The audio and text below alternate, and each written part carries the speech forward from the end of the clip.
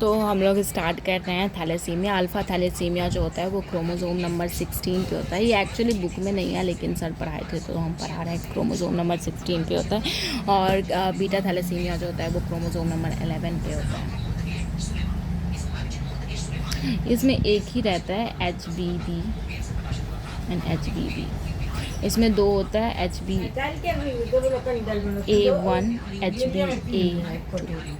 इस सब में जो डिफेक्ट होता है जिसके वजह से ये हो जाता है। तो बस हो गया, इसी में कुछ डिफेक्ट आ गया तो काउंट में दिक्कत आ जाती है। अगर ये सब थैलेसीमिया को एक बार मैं वीडियो भेज दूँगी, उससे देख लेना। मुझे समझ में नहीं आ रहा है क्योंकि इसमें बहुत कम है NCERT में कि बीटा ग्लोबुलिन चेन को ये डिस्टर्ब करता है। एंड बस हो गया, ग्लोबुलिन चेन को डिस्टर्ब करता है, जिसकी वजह से क्वालिटी एंड क्वांटिटी ख़राब हो जाती है।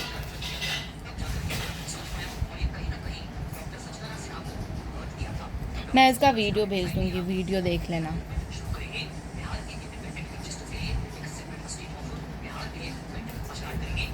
ठीक है, अब हम लोग स्टार्ट करेंगे क्रोमोसोमल डिजीज़। ओके, तो क्रोमोसोमल डिजीज़ में जो है वो एडिशन या फिर डिलीशन ऑफ क्रोमोसोम होता है, जिसके वजह से वो डिफेक्ट्स देखने को मिलता है।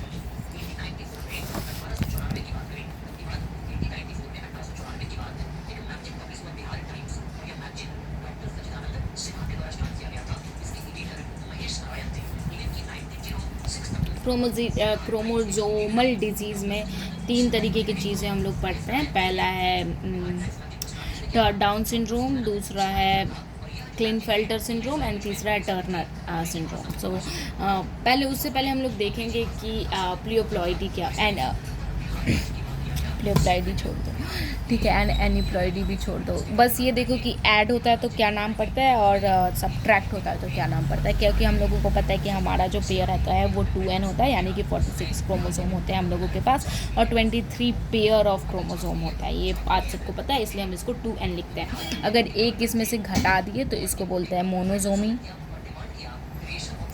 और अगर इसको 2n में से 2 घटा दिए तो इसको नलीजोमी बोलते हैं। अगर 2n में, इसका मतलब इसमें हो गया तुम्हारा 46 - 1 = 45 chromosome, whereas 46 - 2 = 44 chromosome. Whereas अगर इसमें एक प्लस कर दिए तो इसको ट्रायोजोमी बोलते हैं, यानी कि इसमें 47 क्रोमोसोम हो गया। और अगर 2n + 2 कर दिए तो इसको टेट्राजोमी बोलते हैं। इसका मतलब इसमें 48 क्रोमोसोम होंगे।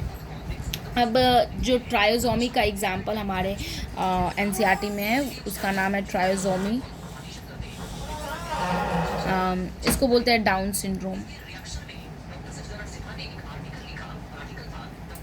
सिंड्रोम इसीलिए बोलते हैं क्योंकि बहुत सारे साइंस दिखते हैं। डिजीज़ उसको बोलते हैं जिसमें एक स्पेसिफिक साइन दिख रहा होता है, और सिंड्रोम में बहुत सारे साइंस दिखते हैं, इसलिए उसको सिंड्रोम बोलते हैं। ठीक है, ये एड्स जब पढ़ोगे तब पता चलेगा कि एड्स में जो है वो उसको सिंड्रोम क्यों बोलते हैं। तो डाउन सिंड्रोम में जो है वो 21 क्रोमोसोम पर एक और क्रोमोसोम ऐड हो जाता है, मतलब ऐड हो जाता है। ठीक है, इसलिए इसको ट्रायोजोमी बोलते हैं। इसके कॉन्सिक्वेंसेस क्या होता है, ये याद करने वाली चीज़ है। मेंटल रिटार्डेशन हो जाता है, IQ कम होता है, मुंह मतलब आगे का फेस और पीछे का जो सर होता है वो फ्लैट होता है। बच्चा बहुत ज़्यादा ही सलाइवेटिव होता है, यानी कि बहुत ही ज़्यादा लार निकलता रहता है, ये सब। और स्टंटेड ग्रोथ तो मतलब एक वन ऑफ द फीचर है इसका। और यही सब 2-3 फीचर्स है, वो याद करना पड़ेगा। मैं लिख देती हूँ, लेकिन फ्लैट फेस एंड बैकवर्ड, लो IQ, मेंटल रिटार्डेशन,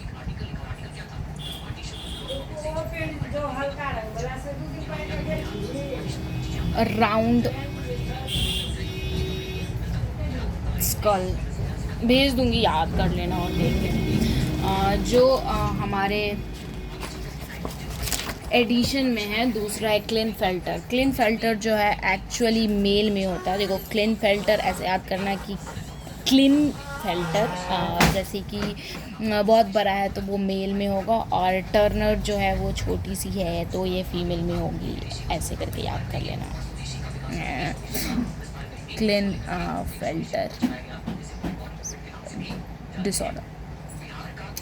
इसमें जो है ना एक एक्स्ट्रा एक्स क्रोमोसोम ऐड हो जाता है। देखो 2n तो है ही, मतलब 2n नहीं, मतलब एक्चुअली तो 44 क्रोमोसोम रहता ही है।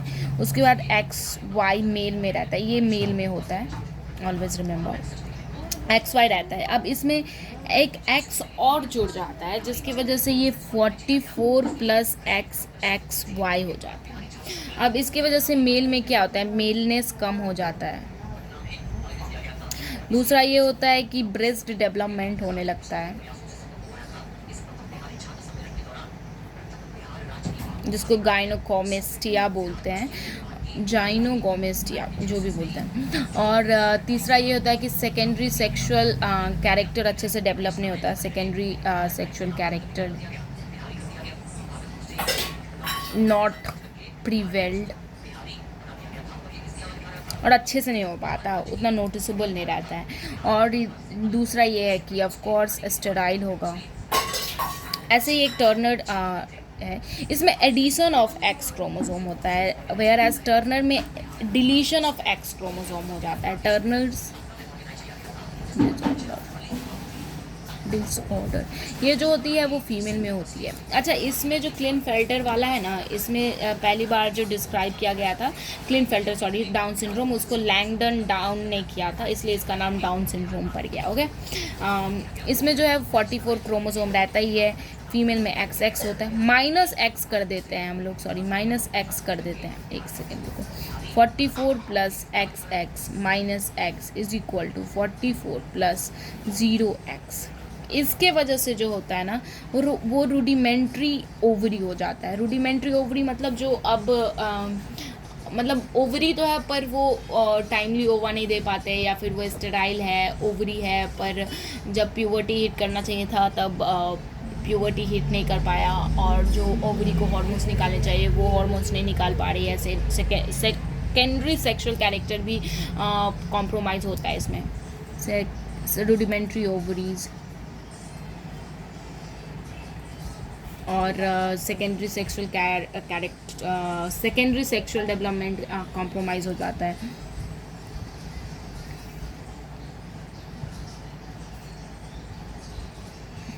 कॉम्प्रोमाइज्ड हो जाता है। और ये भी है कि ऑफ कोर्स अगर रूडिमेंट्री ओवरीज है तो फीमेल जो होगी वो स्टेराइल होगी। ठीक है, अब जो पेडिग्री एनालिसिस है उसको मैं एक बार बताती हूँ।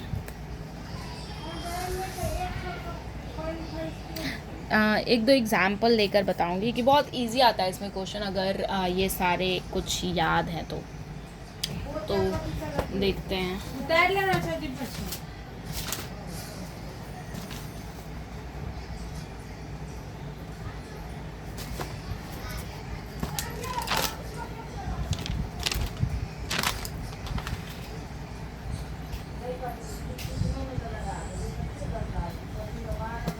अच्छा, ये बात तो है ना कि एक अगर मेल में ही होगा, जैसे मेल में ही होगा तो अगर पापा में भी हो रहा है, फिर बेटी में नहीं हो रहा, फिर बेटे में हो रहा है, मतलब यहाँ मम्मी है, तो ये तो वाई लिंक्ड हो गया है। सिर्फ मेल में ही हो रहा है, फिर इसके बेटे में हो रहा है पर इसकी बेटी बच जा रही है, तो ये मेल यानी वाई लिंक्ड डिसऑर्डर हो जाएगा। वेयर एज अगर कॉन्जिक्यूटिव जनरेशन में हो रहा है, यानी कि मतलब एक कोई भी जनरेशन स्किप नहीं हो रहा, जैसे कि दादा में है, पापा में है और मेरे में भी है, तो ये जो है वो और डोमिनेंट डिसऑर्डर होगा, कि मतलब डोमिनेंट कैरेक्टर है, इसलिए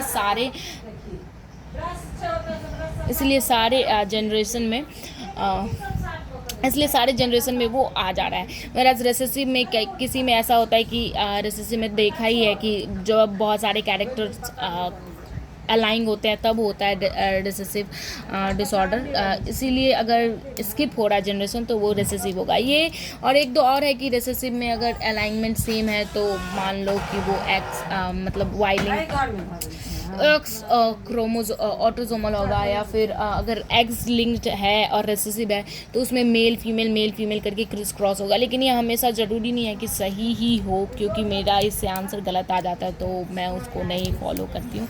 चलो अब एनसीईआरटी पन से 2-3 क्वेश्चन देखते हैं कि कैसा कैसा है ये। तो निकालते हैं, एक सेकंड।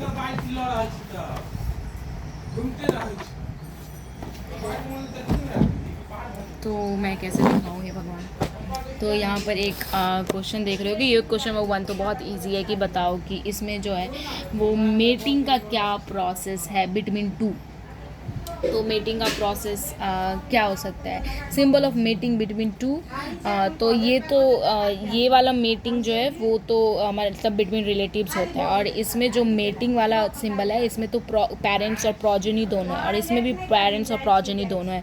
तो इसका आंसर जो हो जाएगा वो 2 हो जाएगा। तो क्वेश्चन नंबर 1 का हो गया 2।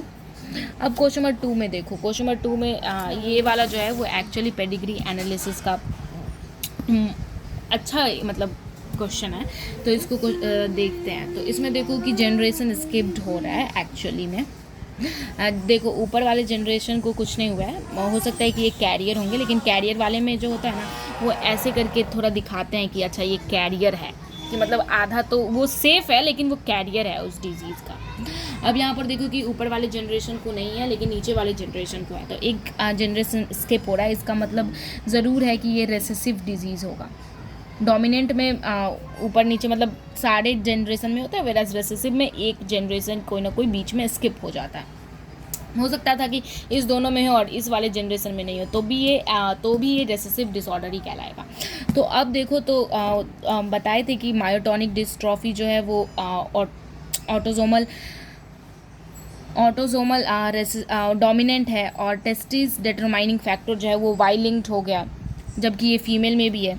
तो सिकल सेल एनीमिया और कलर ब्लाइंडनेस बचा। अब सिकल सेल एनीमिया और कलर ब्लाइंडनेस में क्या है कि सिकल सेल एनीमिया और कलर ब्लाइंडनेस में जो कलर ब्लाइंडनेस है उसमें तो अगर ये इस फीमेल को अगर हुआ है तो इसकी मम्मी और इसके पापा को तो ज़रूर से ज़रूर होना चाहिए, क्योंकि कलर ब्लाइंडनेस के लिए ये वाला चाहिए, मतलब दोनों रेसेसिव चाहिए। और इस फीमेल को अगर दोनों रेसेसिव वाला चाहिए तो इसके पापा के पास क्योंकि इसका जो एक एक्स वाला जो है वो इसके पापा से आ रहा है, और अगर इसके पापा से ये एक्स आ रहा है तो इसके पापा के पास ऐसा वाला एक्स होना चाहिए ताकि इसको ऐसा वाला एक्स मिल पाए, और ये फिर क्या बोलते हैं ये फिर ये हो सके, बीमार हो सके इस डिसऑर्डर के साथ। लेकिन इसके पापा तो एकदम हेल्दी दिख रहे हैं, कैरियर भी नहीं लग रहे हैं, तो ये कलर ब्लाइंडनेस तो नहीं है। अब ये सिकल सेल एनीमिया ही हो सकता है, क्योंकि वो ऑटोजोमल है और रेसेसिव है। ऑटोजोमल में ये होता है कि ज़रूरी नहीं है कि फीमेल मतलब पापा को होना है, मतलब ऐसे, क्योंकि ऑटोजोमल में 23 होता है एट्सेट्रा। लेकिन क्योंकि ये एक्स लिंक्ड वाला होता तो इसके पापा को ज़रूर होना चाहिए था, क्योंकि इसके पास जो एक एक्स होता वो उसके पापा वाला होना चाहिए था। इसलिए इसका जो आंसर होगा वो सिकल सेल एनीमिया होगा। अब क्वेश्चन नंबर 3 देखो, इसमें बोला है कि इनकरेक्ट पेयर कौन सा है। तो मैंने इसको बोला है कि जो ये वाला है इसको कॉन्सेंजीनियस मेटिंग भी बोलते हैं, और ये सेक्स अनस्पेसिफाइड है, ये भी बताया था। लेकिन बताया था कि ये वाला जो होता है वो मेल होता है, और ये वाली जो होती है मोटी सी वो फीमेल होती है। तो इसका जो ये 3rd नंबर है वो गलत हो गया। ऐसे ही करके बहुत सारे एग्जाम्पल है इस बुक में, मैं भेज दूँगी, बना लेना। देखो क्वेश्चन नंबर 4 बता रही हूँ। क्वेश्चन नंबर 4 में कह रहा है कि wife is PTC non taster and husband is PTC taster. Their son is a taster but daughters are non tester.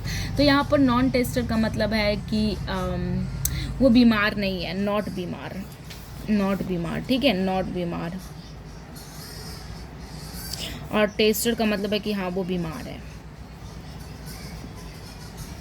Okay ये हो गया। तो अब ये वाला क्वेश्चन है, तो इसमें बोल रहा है कि this is not a sex linked trait. तो इसका मतलब ये यहाँ पर बता भी दिया गया कि ये सेक्स लिंक्ड नहीं है, ये ऑटोसोमल है।